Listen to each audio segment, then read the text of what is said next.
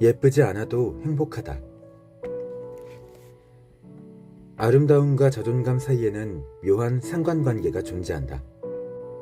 꽤 오래전에 내 상담실을 찾아온 한 젊은 여성이 아직도 기억난다. 이 여성은 숨막힐 정도로 예쁘고 흠잡을 데 없는 몸매를 가졌는데도 1시간 내내 엉엉 울며 자신이 너무 못생겼다고 탄식을 늘어놓았다. 당시 풋내기 상담 치료사였던 나는 도무지 이 극단적인 인지 오류를 어떻게 해결해야 할지 몰라 심각한 부담을 느꼈다. 이와 달리 외모가 특출하지 않지만 오히려 자기 몸에 대해 전적으로 편안해하는 이들도 보았다. 결국 외모를 판단하는 어떤 객관적인 요건이 있다기보다 우리 스스로가 내린 평가가 심리적 안정을 좌우한다는 뜻이다. 다리를 못 쓰거나 유방이 절제된 상태로도 거리낌 없이 좋은 삶을 사는 사람이 있는가 하면 그 때문에 시리에 빠지는 사람도 존재하는 것이다. 물론 이런 일들은 쉽게 견디기 어려운 타격임이 분명하고 나 역시 같은 일을 겪었다면 몹시 힘들어하며 한참을 인내해야 했을 것이다. 그럼에도 자신의 불운과 훌륭히 타협해내는 사람들이 적지 않다. 외부에서 주어진 장애와 자존감 사이의 상관관계를 적당히 끊어냈기에 가능한 일이다. 불운을 잘 다스린 정도가 아니라 참으로 즐겁고 행복하게 사는 사람도 있다. 이들은 자신이 갖지 못한 것에 시선을 두는 대신 이미 가진 것에 주의를 돌린다. 그저 살아있다는 사실만으로, 고통이 사라졌다는 이유만으로 감사해야 한다. 이들은 자신이 가진 다양한 측면을 살피고 실험할 뿐 약점에는 그다지 신경 쓰지 않는다. 즉, 자존감을 아래로 끌어내리는 것은 외적 조건이 아니라 우리가 그것을 대하는 마음 자세라는 걸 알 수 있다. 스스로가 내린 평가가 중요하다.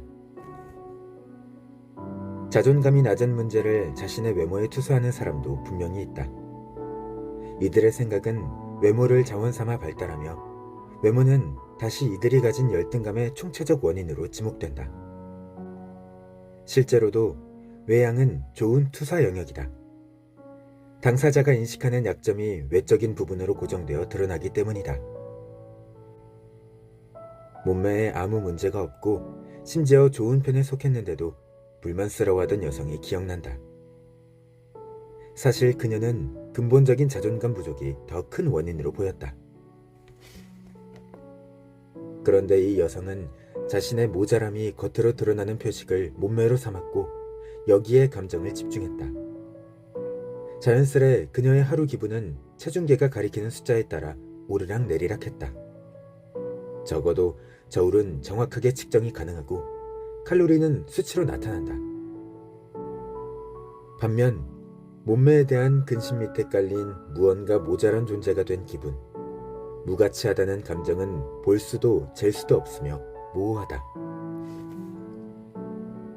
이런 식으로 자존감 결핍에 대처하는 여성들이 거식증에 시달리는 경우도 상당하다.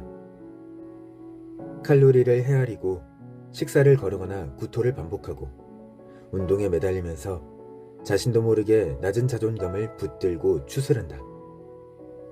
그로써 최소한 겉으로는 이 문제를 해결할 방법이 있다는 착각이 충족된다.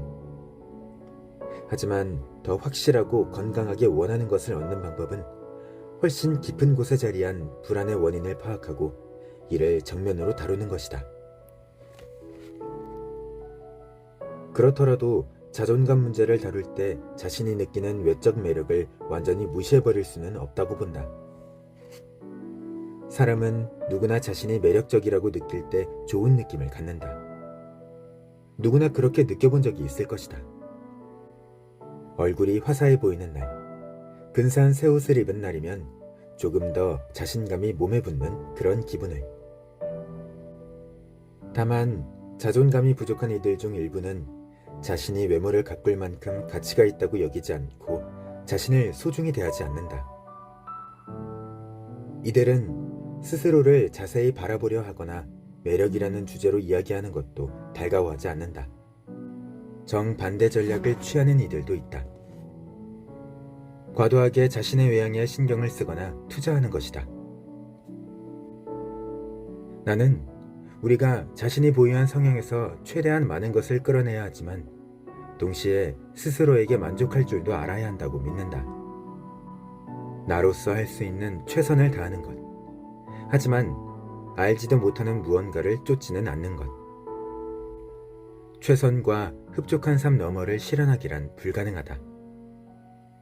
여기서 다시 한번 자신의 강점은 물론 한계를 받아들이는 것 역시 중요하다는 말을 강조하고 싶다.